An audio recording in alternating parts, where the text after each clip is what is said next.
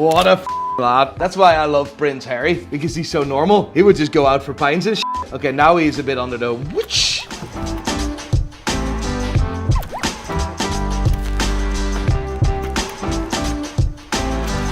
What a watch. I actually think that this is the only watch with a little bit of British heritage that the royal family has, yeah. Because Rolex was founded in London in 1905. People don't know that, but they moved to Switzerland in 1919, so there's a big British history with Rolex. He looks like a badass. Prince Harry is wearing the fourth generation of the Rolex Explorer 2 with the polar dial. This is the reference number 216570. The Rolex Explorer 2 was first introduced in 1971 with reference number 1655, and it was known as the Steve McQueen Rolex Explorer. Do you know why it was called the Steve McQueen Rolex Explorer? I'm going to assume it's because Steve McQueen wore it. Yeah, you would think so, but for some unknown reason, he never wore an Explorer 2. So I wouldn't have a clue why people call it the Steve McQueen. Yeah, genuinely, from the bottom of my heart, he was never spotted with a 1655. Funny enough, this was one of Rolex's least popular models at the time. And still today, they're not massively popular. But if I look at the functionalities of this watch, I think it should be one of the most popular ones. It's a 42mm case, so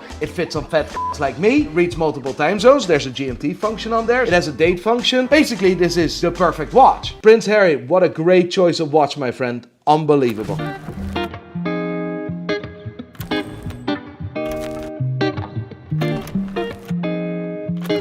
His Majesty, Prince Harry, I salute you for your choice of watch again. This is the Breitling Aerospace. I have a bit of a history with this watch, you know. My uncle wore this watch. When the first time I saw this watch, I thought it was the best thing ever. It's probably Breitling's least popular watch of all time. But for some reason, I always personally had a really big soft spot for this watch. If we look at the history of this watch, when it was introduced in 1985, it actually was under the Nevi timer line. It was actually revolutionary at the time because it was basically one of the first battery-powered watches that not only showed the time analog, but also had a digital display on the dial. And in this case, two digital displays. You could see the date on the digital display, you could see the second time zone on the digital display, and you could use it as a stopwatch. But for me today, the Breitling Aerospace doesn't get the love it deserves. It's completely snowed under in the catalog of Breitling. I think it's one of the coolest watches Breitling has ever produced. You can pick like an Aerospace up for like $1,500, and I think that that is proper value for money. I absolutely love this choice, and I love Prince Harry. It looks like I have a